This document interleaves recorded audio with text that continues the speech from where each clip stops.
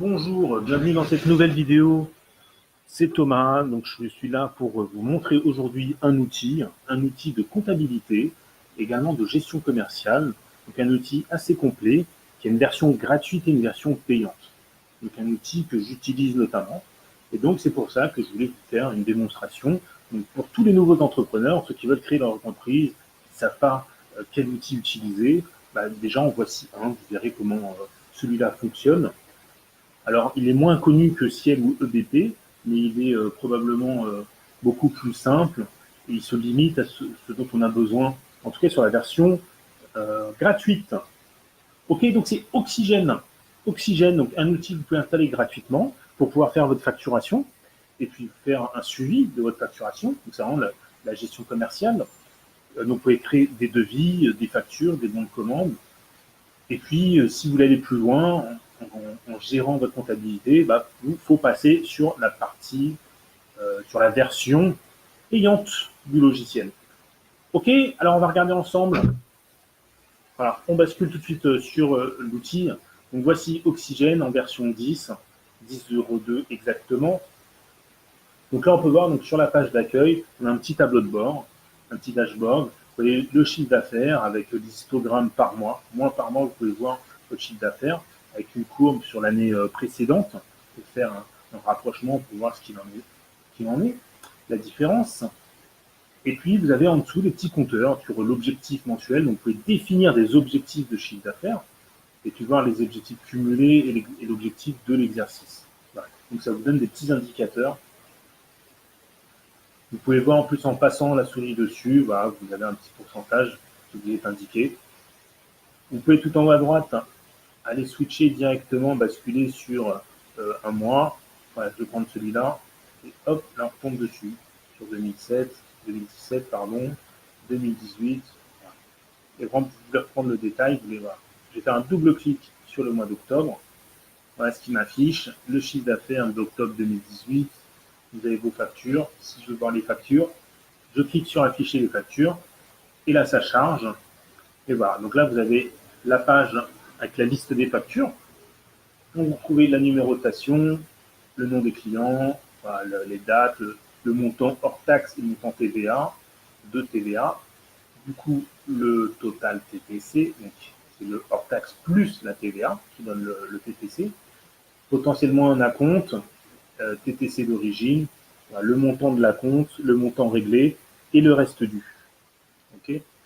Voilà, donc là on voit le montant réglé, donc ce que vous avez, ce que vos clients vous ont déjà payé, ce que vos clients vous doivent. Vous pouvez agrandir, alors, je vais faire dans l'autre sens, parce que là je crois que c'est les dernières. On peut agrandir, voilà, la plage de temps pour l'affichage des différentes factures. Ok. Voilà. Après, vous pouvez, alors ce qui est bien, c'est que vous pouvez prendre une facture. Alors, je vais double-cliquer sur celle-là. On va l'éditer. Voilà, ça, c'est notre facture. Donc, on a notre client, la facture, les informations de notre client, adresse de livraison, les diverses informations, le type de TVA, informations complémentaires si besoin.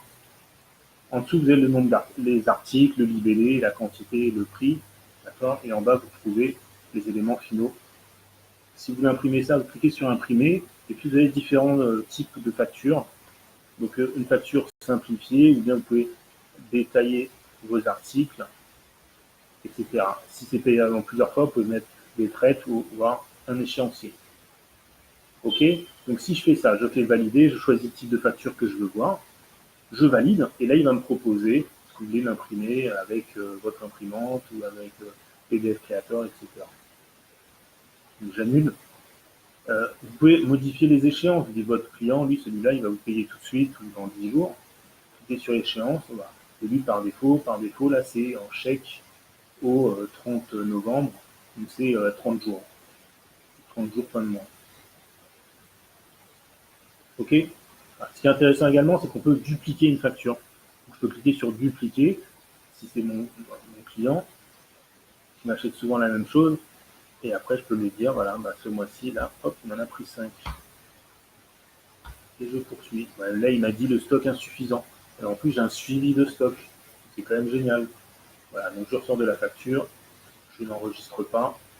Voilà, Je ressors de la liste de factures. Voilà. Voilà, donc ça c'est un aperçu rapide sur les factures. Donc on peut aller voir l'onglet à gauche, on a un onglet comptabilité. Regardez, c'est joli. Donc sur la comptabilité, qu'est-ce que vous avez? Clôture et bilan, donc ça c'est pour les fins d'année. Gestion commerciale, c'est pour basculer sur là on va voir toutes nos factures, on va y aller après. Lien expert comptable, pour pouvoir envoyer des informations. Les écritures, les comptes, les budgets, vos journaux, toutes les informations. Là c'est de la comptabilité pure. On a la partie TVA. Et après, on a les livres de comptabilité, les journaux et la balance, les éditions, paramétrer vos documents, même une calculatrice. Voilà pour comptabilité. Je vais en gestion commerciale. Gestion commerciale, donc c'est la gestion des factures, des devis et factures. Voilà, on retrouve ici. Donc on a impression, on peut aller directement imprimer ce qui nous intéresse sur l'imprimante. On a les ventes. Les ventes, on peut directement retrouver alors, les devis, commandes, contrats, bons de livraison, factures, les règlements, les bordereaux de remise en banque. Vous faire un nouveau. Et sinon, en détail, on peut revenir ici, on retrouve les bons de livraison, les devis, factures, achats, les échéanciers, on trouve nos devis ici. Pour aller dans la comptabilité, on repart par là.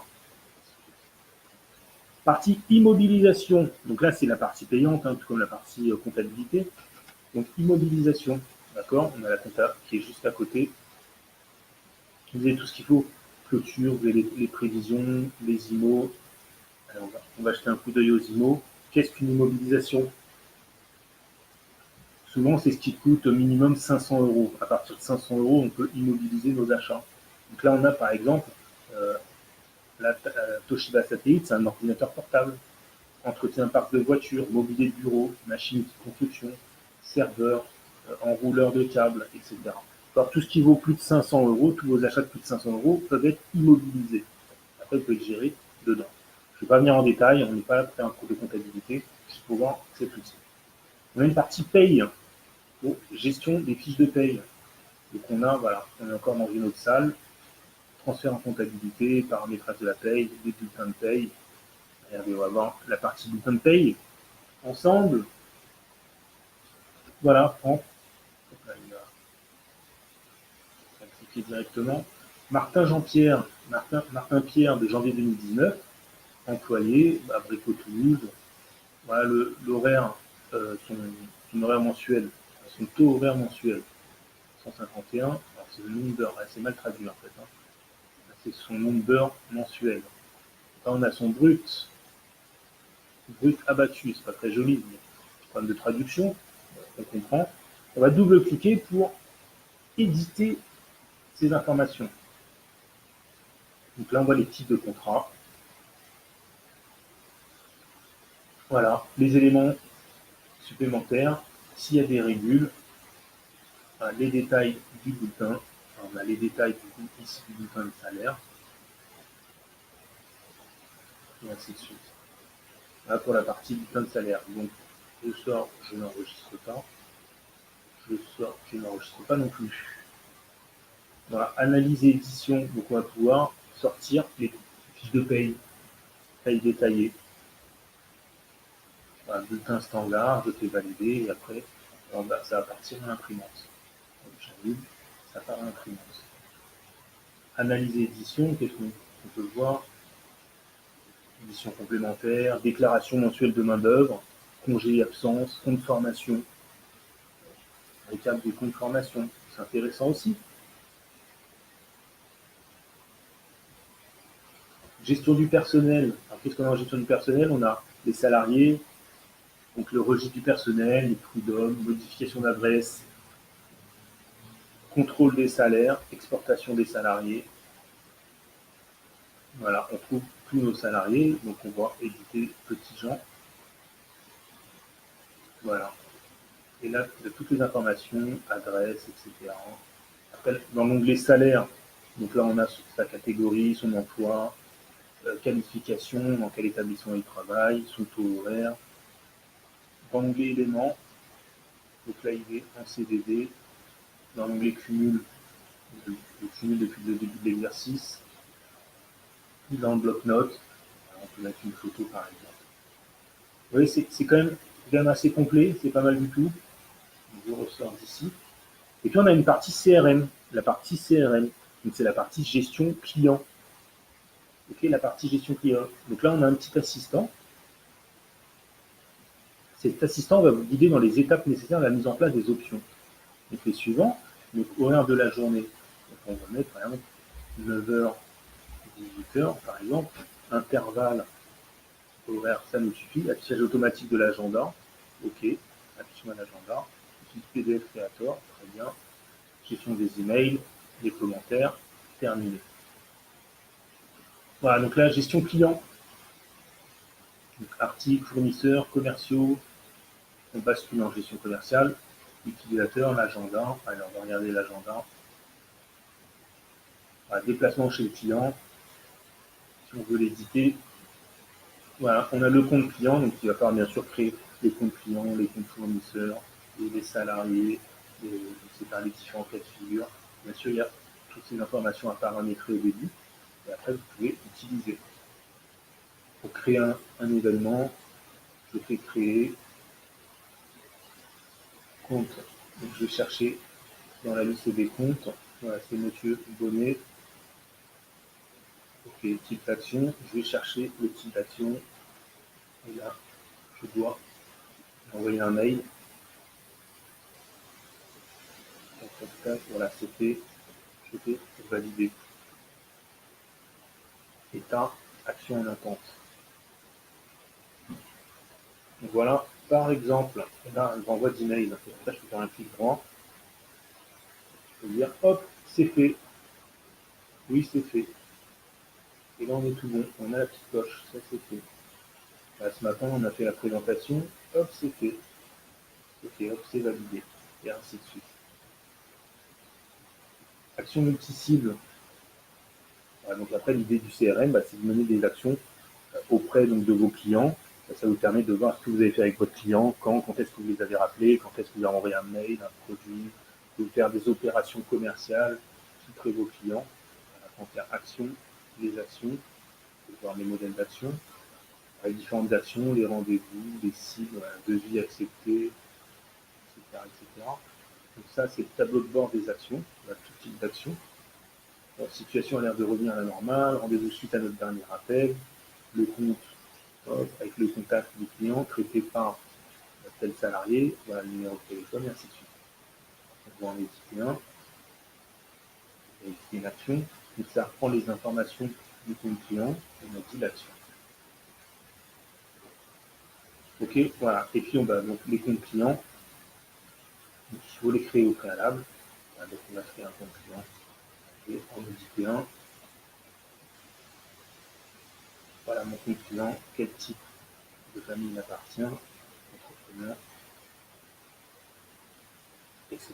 Le régime de TVA, quand est-ce qu'on va payer, donc on a son adresse, les ventes, la solvabilité, le bloc-notes, relations, statut, classification, etc.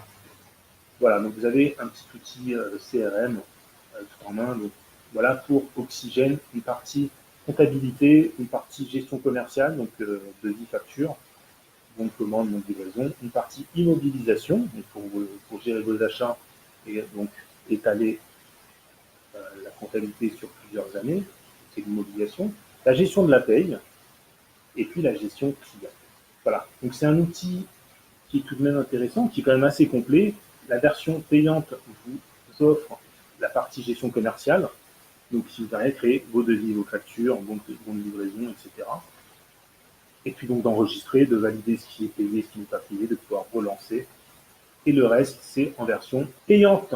Voilà pour cette petite démonstration. Donc si vous ne savez pas quel outil utiliser pour la facturation, vous pouvez très bien utiliser ça. Vous pouvez retrouver toutes nos vidéos tutoriels sur Facebook, dans la rubrique vidéo ou sur notre chaîne IT Coaching. Et puis pour plus de détails, n'hésitez pas à aller vite vous abonner sur notre blog pour retrouver plus d'informations détaillées, des éléments et retrouver également nos formations pour aller encore plus loin, aller encore plus vite et pour avoir une entreprise à succès. Allez, je vous souhaite un bon week-end. Au revoir.